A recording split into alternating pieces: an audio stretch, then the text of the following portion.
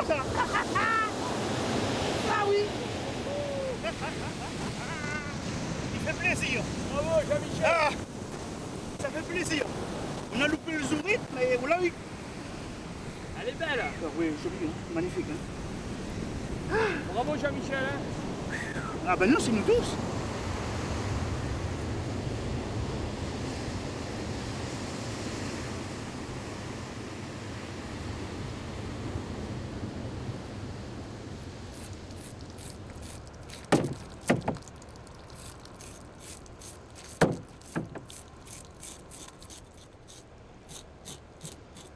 Pas de chat ni de chien à Tromelin, mais beaucoup de Bernard l'ermite. Depuis toujours, les météos les nourrissent avec leurs restes de nourriture. Certains visiteurs leur reprochent d'avoir modifié l'équilibre de l'écosystème de l'île en surnourrissant une espèce. Il faut dire qu'organisés comme une véritable armée, ils laissent peu de chance aux bébés tortues pendant les éclosions. C'est le poisson que tu as pêché cet après-midi? Ouais, cet après-midi, t'as pas vu sur la plage là-bas? C'est du producteur congélateur au propriétaire. Ça m'a l'air sympathique. Hein. Si aujourd'hui la vie semble simple et facile à Tromelin, les météos ont toujours à l'esprit les témoignages des anciens. Seule l'élévation du niveau de la mer ou une automatisation de la station pourra les empêcher de continuer la petite routine quotidienne des météos du bout du monde.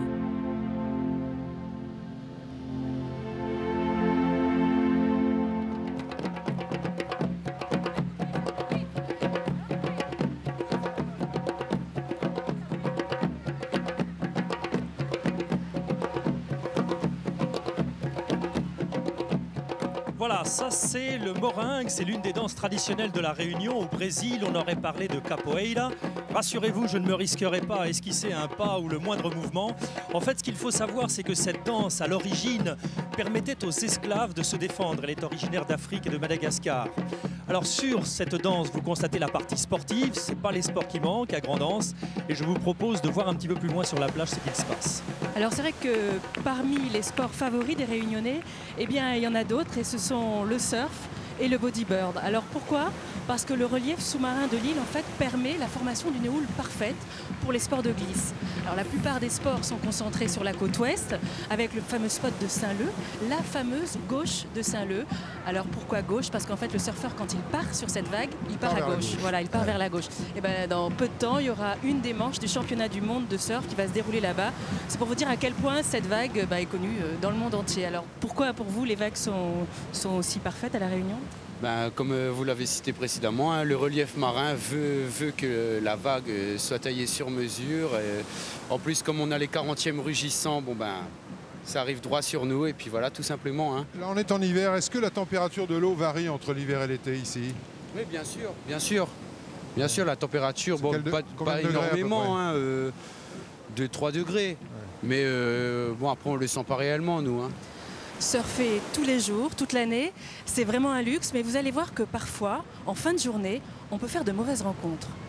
C'est un accident qui est tellement rarissime, tellement hors norme, que les gens vous disent oh, « Allez, c'est une blague, qu'est-ce que tu rigoles là ?» et puis quand on leur dit « Ben non, il a vraiment été… Et bon, il y a les livres, il y a les articles de journaux qui prouvent que la chose est vraie, mais au premier abord, les gens n'y croient absolument pas. Je n'ai jamais fait de cauchemar. Ma femme, elle l'a fait pour moi, mais moi, je ne l'ai jamais fait. J'en ai jamais fait. J'ai essayé de l'imaginer pour voir la grandeur. Parce que moi, je trouve qu'une mâchoire large comme ça, c'est gros quand même. Donc des fois, je me dis, tiens, je fabule sur la longueur, je fabule sur la grosseur. Donc c'est pour ça que je veux… Moi, ce que j'aurais voulu savoir, c'est combien il faisait. Dans ma tête, ça s'est passé vraiment en une fraction de seconde, quoi. Très rapide, quoi. C'est vraiment, ça m'a attrapé et m'a lâché directement, quoi.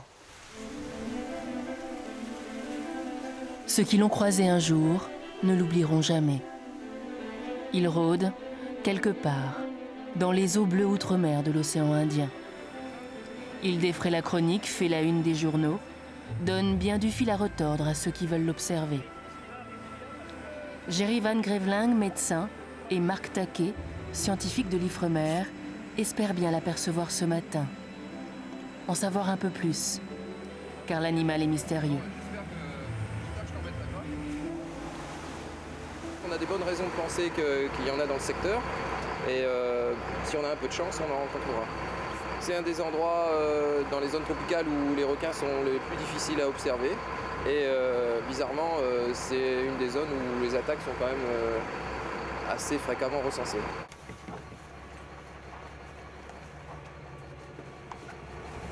Géry est un spécialiste des requins.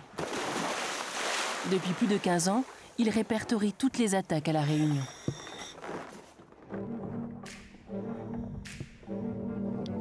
Difficile à rencontrer en plongée, ces prédateurs font depuis le début des années 80 au moins une victime par an sur l'île. C'est beaucoup pour seulement 200 km de côte. Ces attaques violentes entraînent la mort une fois sur deux et placent La Réunion dans le peloton de tête des pays à risque.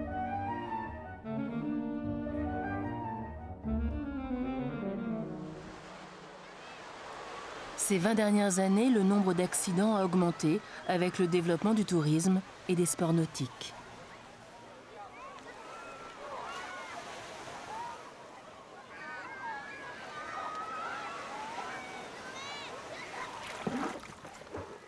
Géry et Marc rentrent bredouilles de leur chasse aux requins.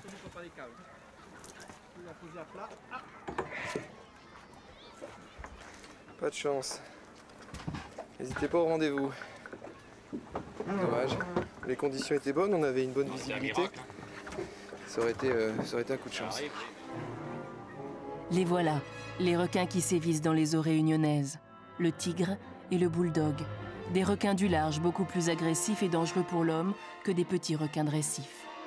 Pour se nourrir, ils aiment bien les embouchures de rivières, nombreuses à La Réunion. Le requin bulldog se nourrit de grandes proies, en tout cas les grands spécimens sont capables de se nourrir de grandes proies. Proportionnellement à sa taille, il peut s'attaquer à des proies aussi grandes que lui, ou à des proies qui sont aussi grandes qu'un être humain en tout cas. Ce qui fait aussi sa dangerosité. Il peut être impliqué dans des attaques alimentaires, c'est-à-dire des attaques qui visent à se nourrir. Et il se méprend sur la proie en question, puisqu'il va se jeter et mordre un surf ou une planche de surf ou un surfeur ou un baigneur, alors qu'il croit attaquer une proie habituelle, par exemple une tortue, une raie ou une carcasse d'un animal mort en surface.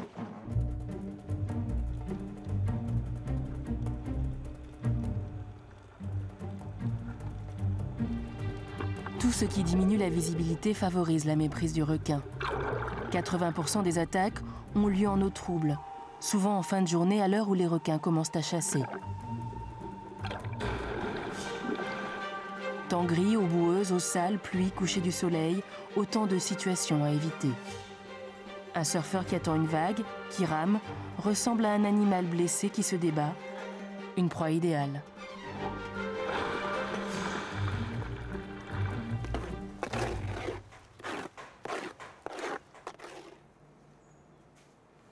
Sur une plage de la côte ouest de La Réunion, un soir de 1991, vers 17h, Alain Curcot profitait des dernières vagues, quand soudain...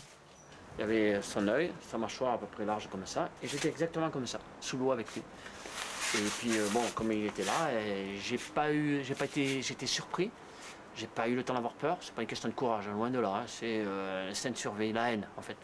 Je l'ai vu sous l'eau, j'étais en apnée, hein, sous l'eau avec lui, il me bouffe. Bon, en fait, ce qui s'est passé, il sectionnait quoi, sectionne comme ça. Donc moi j'étais comme ça, je suivais le mouvement, j'étais bien stable dessous comme ça. Et comme bon, mais lui il avait la gueule dans le bras, bon, j'étais bien stable en fait. Hein. Et puis je me donnais des coups de genoux, des coups de poing.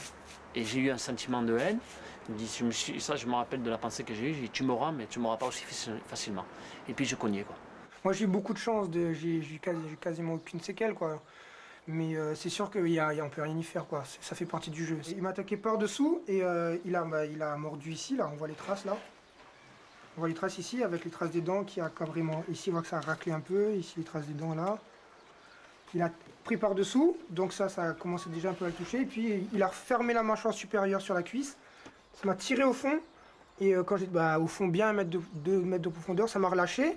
Et donc comme j'étais sous l'eau, la planche elle flotte beaucoup, elle a giclé des mains quoi. Donc ensuite je suis remonté et je pense que quand il a... Rémi Lorion a été attaqué l'année dernière sur une plage de la côte Est. Une côte pluvieuse, réputée dangereuse. Généralement le requin, enfin j'ai entendu dire qu'il marche, il mord et ensuite il essaie de déchiqueter un petit peu. Il s'en sort bien, une grosse frayeur et une cicatrice sur la jambe.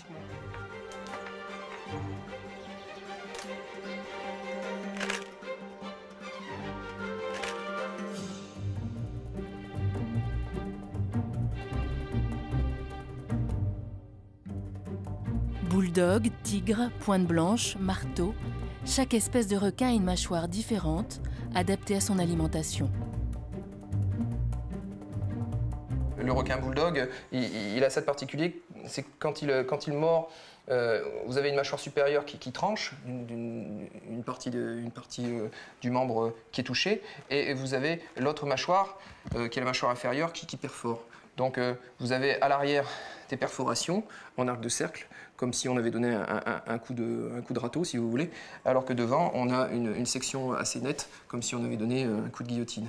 Quand une grosse artère est coupée, par exemple l'artère fémorale, le décès survient dans les 5 minutes qui suivent, puisque la victime se vide de son sang en quelques minutes.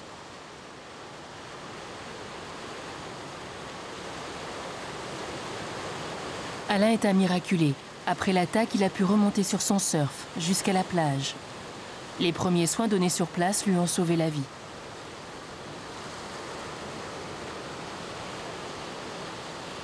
Ce qui est le plus rageant maintenant, c'est ces histoires de faire du kneeboard, hein, et de devoir, à cause des vagues, de ne pas pouvoir faire avec le deuxième bras les dog dive, c'est-à-dire passer sous la vague, être obligé de larguer à chaque fois la planche. Comme un débutant, sans être péjoratif. Toujours larguer la planche, plonger, récupérer la planche, larguer la planche. Puis avoir un niveau quand même suffisamment pour prendre quelques vagues quand même. Mais ça, être vraiment handicapé à cause de ça, et ça sera toujours comme ça, c'est rageant. À chaque fois, c'est rageant. Surtout quand vous prenez la série. Alors ça, il faut, comme on dit, faire avec. Hein.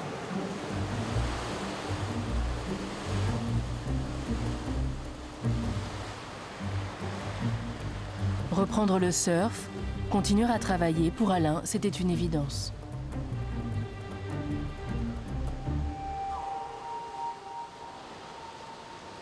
Bon, maintenant, s'il y en a un qui m'attaque encore ou qui me frôle, je ne sais pas quelle réaction je vais avoir. Ça, je ne peux pas vous le dire. Peut-être tout va ressortir, je ne sais pas. Ça, je ne peux pas vous le dire. J'en ai déjà vu des petits, on est sortis. Mais bon, ce qu'il y a, c'est que quand vous les voyez, ça va. C'est quand vous ne les voyez pas, je crois. Donc bon, il ne faut pas trop y penser.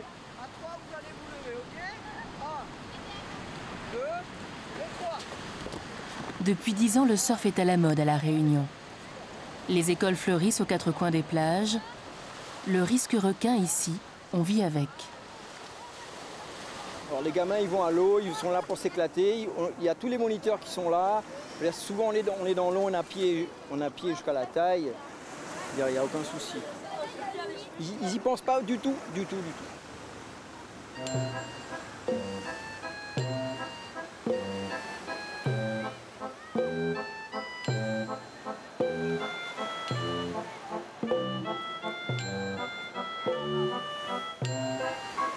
Ne pas surfer à la tombée de la nuit, ne pas surfer tout seul, sortir dès qu'on est blessé car le sang attire les requins.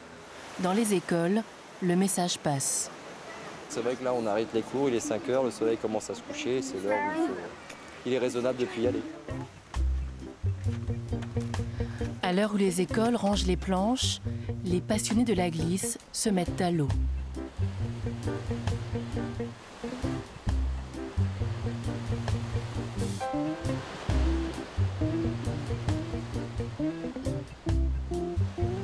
Ce qui prime avant tout, c'est le plaisir de la glisse. Le plaisir de cette dernière vague qui vous nargue, ronde, parfaite, dorée dans le soleil couchant.